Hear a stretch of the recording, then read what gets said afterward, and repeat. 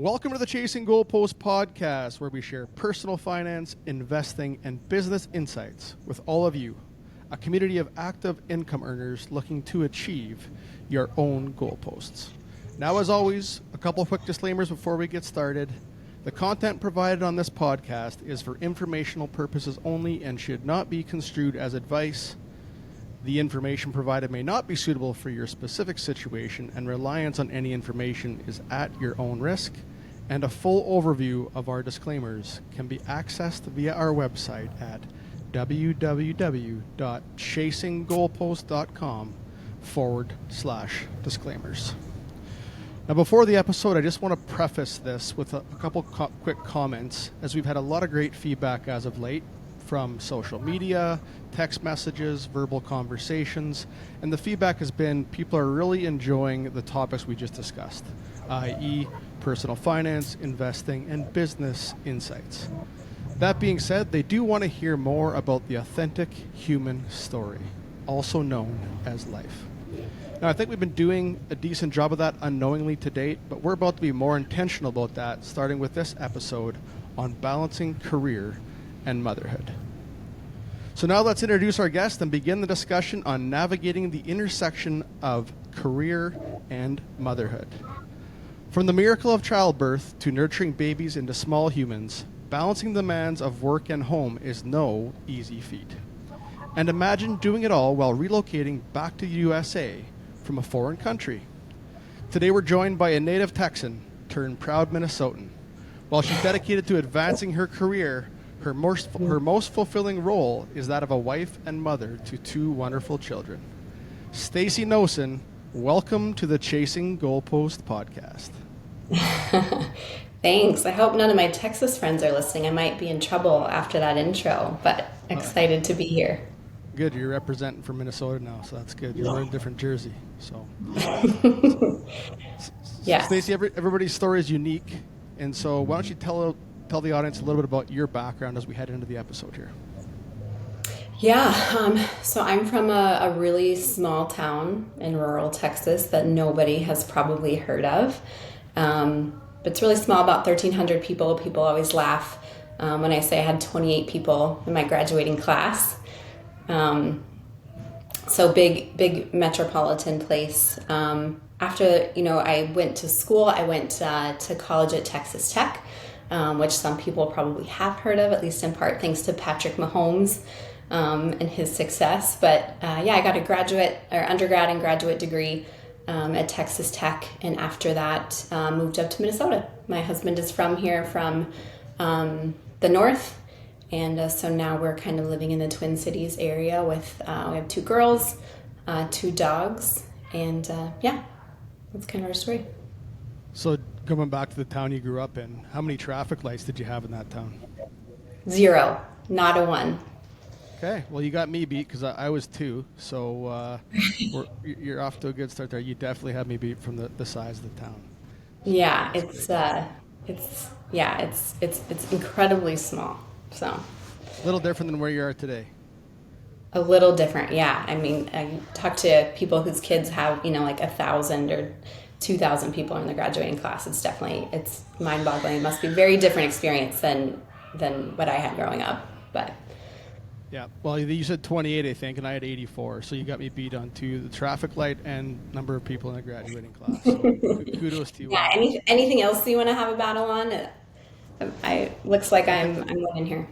I think we're good. On that one. I think you got me beat on both those fronts. So as we jump in here, let's start with your active income career. Just walk us through what your careers look like to date, and then we'll elaborate from there. Yeah, sounds good. So when I graduated from Tech the first time, my degree was in public relations and marketing. And right out of school, I took a job in sports PR, which was incredibly fun. Actually, that's how I met my husband. So I definitely wouldn't change a thing about that. But I pretty quickly realized that it wasn't something I wanted to do forever. It's pretty, crazy hours, just kind of chaos. And so I ended up deciding to go back to school to get my degree, my graduate degree in English, with the ultimate goal was to teach at the college level. And so when I was in grad school, I was part of an assistantship position that allowed me to teach incoming freshmen at Tech, freshman composition, while I was going to school. And I hated every moment of it. It was the worst thing I'd ever done. And it just made me realize, like, teachers are special people, and I am not one of them. I have so much respect for teachers, but it wasn't my thing. So luckily I figured that out while I was in grad school. But then as graduation was nearing, I just kind of wasn't sure what I was going to do when I got done. And so randomly, my roommate at the time, who was also graduating from grad school, she was kind of job hunting, and she came across a job description for a technical writer. And she was kind of like, hey, maybe you could do this. And so I read the job description, and, I'm a good writer. And my degree was in linguistics, which is kind of a more technical aspect of English. And so I kind of have that sort of technical background. And so I thought, yeah, maybe I'll try that. And so right after graduation, probably I think a day or two, I moved up to Minnesota to be with my husband, and I just started applying for technical writing positions. And in about a month or a couple weeks, I got a job offer at a technology company to be a technical writer. They kind of took a chance on me, and that's how I got started in the technology kind of space. And so I spent a couple of years there, and then, honestly, I feel like my career since then, I've just been really lucky in that at each organization I've worked in, I've worked with really good people who have, moved on to other opportunities at other companies and kind of reached out and said, like, hey, we have a position at this new company I think you'd be a good fit for. And so ultimately that's what happened. A colleague that I worked with moved to a small kind of high-tech startup, and had reached out. They had a need for a technical writer. And so I ended up moving there as a senior technical writer, and that was kind of my foray into the high-tech startup world. So I spent about 5 years there. When I started, I think there was about 10 of us. And at its peak, I think the company had grown to about 140 people. So a lot of growth. And in that time, I had, when I started there, I think there was one person on the marketing team, and they just had a need for kind of that help. And so over the next 5 years, I kind of ended up being moved over into the marketing team, initially as an individual contributor. And then by the time, towards the end of my stint there, I was managing a team of about 5 people. But then my husband got a job opportunity in Ireland. And so we kind of, we're trying to decide if we took that opportunity. I remember being really worried about my career. I'd just gotten a promotion, probably in the last 6 months or something. And for some reason I really felt like I needed to stay in that role for a year or two, just to get that on my resume. And so I was really struggling with that. I was really worried about it. And we just talked, and it was like, this is an opportunity we can't pass up. So decided, when I look back, that's kind of one of those things where I say, like, I let real life win. I could have kind of made, the quote unquote right decision for my career and stayed and gotten that, time under my belt. But I let life win. And I went and we had some really, amazing life experiences. And ultimately, when I told that company that I was moving to Ireland, they asked if I'd be interested in staying on part-time to contract.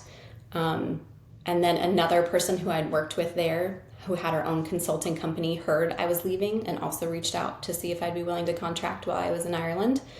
So ultimately, I was able to move to Ireland to work pretty consistently, be able to contribute financially, which was really important to me, but also have the flexibility to travel and, do what we were there to do, which was to see the world. And then, largely, I feel like my career has been kind of undeterred by that. I mean, I obviously haven't lived that alternative reality, so I don't know exactly where my career would be. But I came back. I got, a colleague had recommended a position at a cybersecurity startup when I came back and was kind of ready to get back into the real world of full-time work. And so, I took that opportunity, and that's where I'm at now. So back up a little bit to technical writing. For those of us that aren't real familiar with technical writing, what does that mean? How would you explain it to somebody that is not aware of technical writing? Yeah, I mean, I think there's probably lots of different versions of it. For me, I worked at a product development company, and they developed what they call the system-on modules, which are like the tiny chips that are in, everything these days, in phones and cars and any sort of connected product. And so my work as a technical writer was really to work with our engineers, so the technical people. There was mechanical engineers, software engineers, to develop content and just make it consumable. So taking these really highly technical concepts and ideas and trying to turn that into content that, non-technical people can consume and understand. And so sometimes it was things like software development guides. Sometimes it was just product overviews or product specifications, things like that. But that's it in a just kind of taking really technical content and turning it into kind of consumable, materials and things like that, messaging. So. No, it's good. Appreciate kind of explaining that. So taking complex content and making it common, I guess you would say, in a way for people to learn and be able to read it on a daily basis. So. Yeah. Okay. Well, let's back up a little bit to Ireland. So obviously that's a pretty big move. Most people don't just pick up and move their life to Ireland. Can you tell us a bit more about that experience? Yeah. We were so excited when we got the news. It was a job opportunity my husband had applied for multiple times, and it's highly competitive. So we kind of thought it would never happen.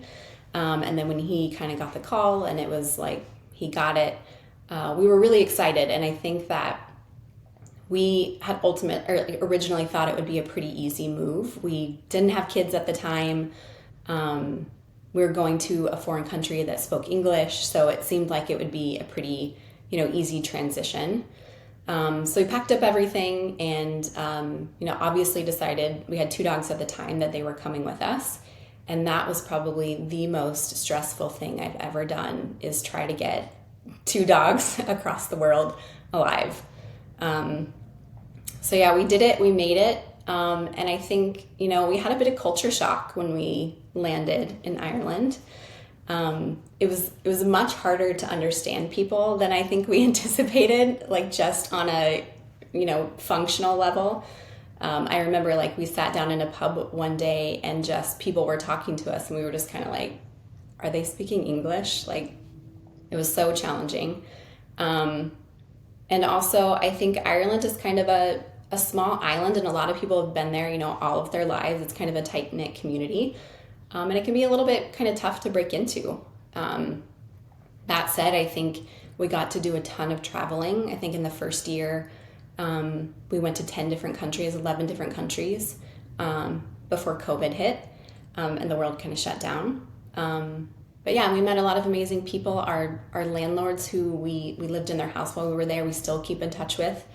The nanny that watched our daughter after she was initially born, we still keep in touch with. So, yeah, overall, it was a really amazing experience. It wasn't bump free, that's for sure. But something I think we're really glad that we did. Yeah. What are those 10 countries that you visited? What was your favorite? Oh, it was my favorite. I thought you were going to ask me to list all 10. I was like, I don't know if I could do it off the top of my head. That's the next question. Yeah, I might fail that question. My favorite was, oh man, I just blanked on the name. Portugal was probably one of my top favorite. I always had heard people kind of talking about that. It was amazing. People were so friendly, which was not kind of always the case in every country we went to. And it was affordable and it was just beautiful. The weather was nice, the beaches were nice and they were sandy. So yeah, Portugal was definitely one of my favorites, and I would recommend that, if anyone's traveling to Europe, put that on your list. Okay. Well, thanks for that context.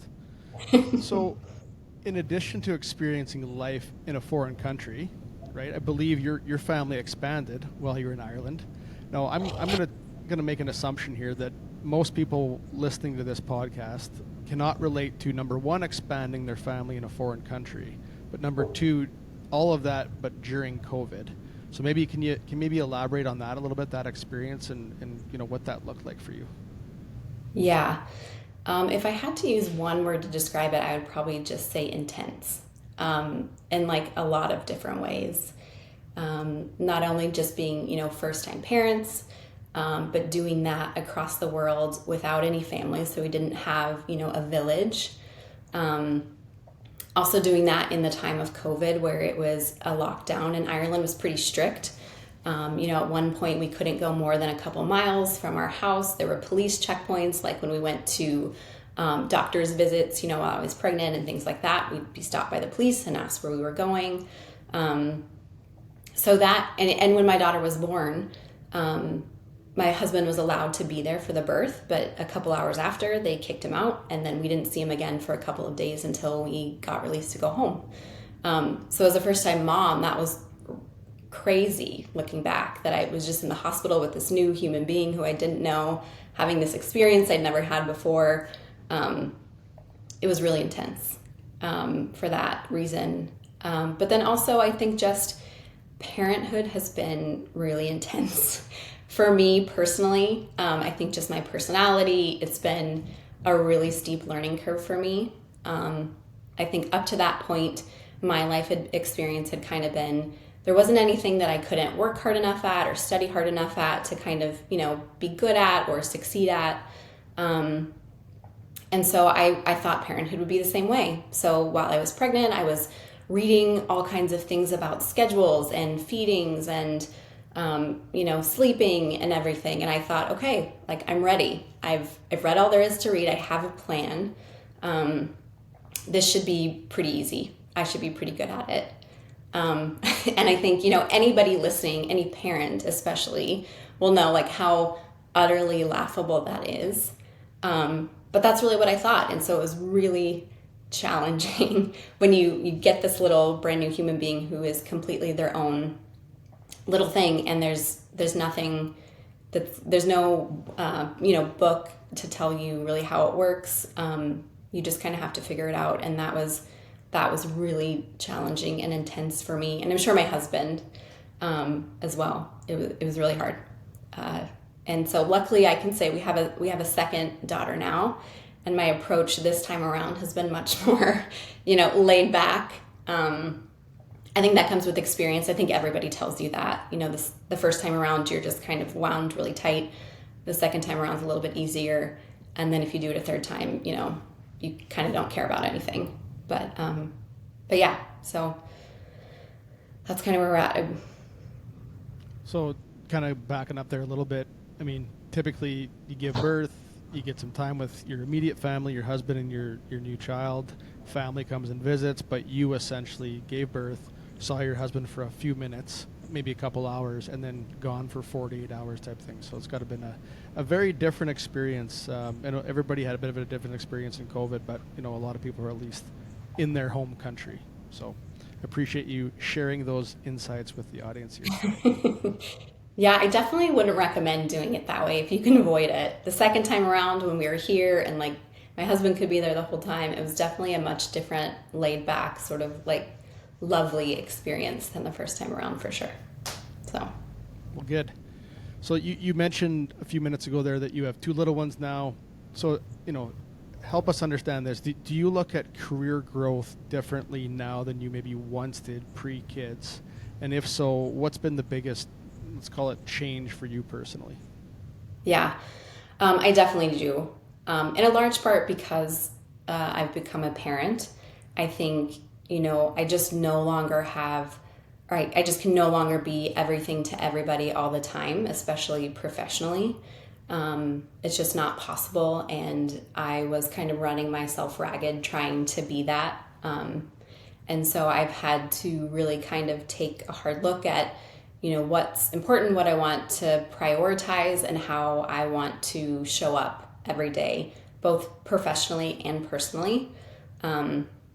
And what I'm going to feel good about, when I lay my head down every day, or when I look back in 20, 30, 50 years, like what am I going to feel good about, the way that I showed up every day.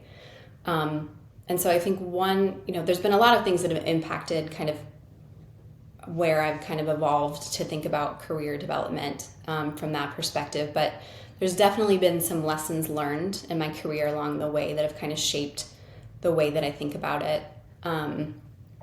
And some of those lessons have been learned kind of the hard way. I think, one of the most poignant ones that stands out to me is, I was talking about that small startup that I worked at.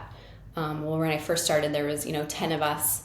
And this was, before the days of COVID, so we're all going into the office and stuff. And when it's that small, you look around the office and everyone is there, they're digging in, they're committed, they're working their ass off every day. And you feel really committed to the company, to the leadership team, to what you're doing. You feel like the stuff that you're doing every day really has an impact on whether the company succeeds or fails. And I think that's something you don't always feel in those really big, companies where you're kind of a small cog in a bigger, engine. But so that sort of commitment and things, it felt different than a traditional job. It felt different. My relationships with my coworkers, I don't want to say it felt like family, and that sounds a little bit like cliche, but it was definitely different. And maybe it was my sort of naive, thought about business at the time, but I expected, the reverse relationship from the business, from the leadership team to be different too than I would expect at some other giant corporation. And what I found was that, when it came time to make hard business decisions, the leaders made the decisions that were best for the business at the time, regardless of how committed any individual was, how hard any one person worked. They were going to make the decisions that had to be made or needed to be made for the business to succeed. And so I've seen that happen throughout my career, and that kind of was eye-opening to me, in that if those businesses were going to do that, to prioritize, the decision, make the hard decisions they needed to make to be successful, I owed it to myself to do the same for me, and prioritize what was important to me. And I didn't owe anybody, to bend over backwards when they wouldn't do the same for me. And I think that has the potential to sound like really jaded. And I don't feel that way about it. I think it's actually been a really positive sort of paradigm shift for me. And has allowed me just to approach work and career that way. So I'm a lot more mindful about the companies that I choose to work for, and how, making sure that their sort of cultural values align with what my priorities are. And also the positions that I take in those companies.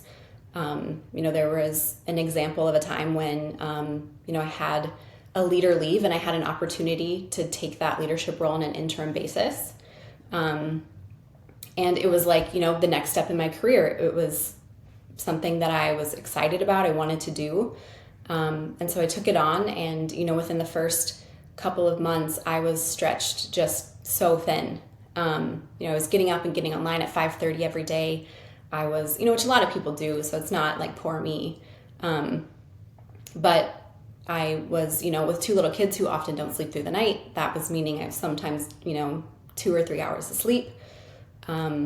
And then I was just working as long as I could during the day before our nanny left. Oftentimes, not leaving my desk. I was breastfeeding at the time. My daughter was only 6 or 7 months old, so I was struggling to find time during the day to feed her. And so by the end of the day, the work day, I was exhausted, physically and mentally, and then was kind of showing up that way for my family at the end of the day, just exhausted and kind of crabby. And so when it came time to decide if I wanted to do that long term, I was really struggling, because I really felt it was the next step, and I needed to figure out how to make it work. And it wasn't working because I wasn't thinking about it right, or I wasn't working hard enough. And so I was talking with a friend about it one day, and it just said that, I have to figure out how to make it work. This opportunity is not going to come again. And she just looked at me and was like, that's not true. You work hard, you have a lot of great experience. This opportunity will come again, and it'll be at a time when it's a better fit for where you're at personally. And I was like, you know what, you're right. So I ultimately just kind of went back and said, I can't do it. I don't want it. We need to find another leader. And the amount of relief I felt in that day when I told them that was And I mean, I've never felt so much relief. And it wasn't because my workload was going to change for the foreseeable future. We still had to find a new leader and onboard them. But just like making that decision and knowing that it was the right decision for me and my family was, yeah, I had so much relief, and I knew it was the right decision. And that's something my husband has had to do too. It's not, a mother decision. He also had a similar experience where he was offered a promotion. He took it for a couple of months, and it just didn't work out for our family. And so he took a step back. And so, yeah, I mean, I think those are hard decisions to make, but I think when you've been thoughtful and about, what your priorities are, the decisions you want to make, to show up that way, it makes it a little bit easier.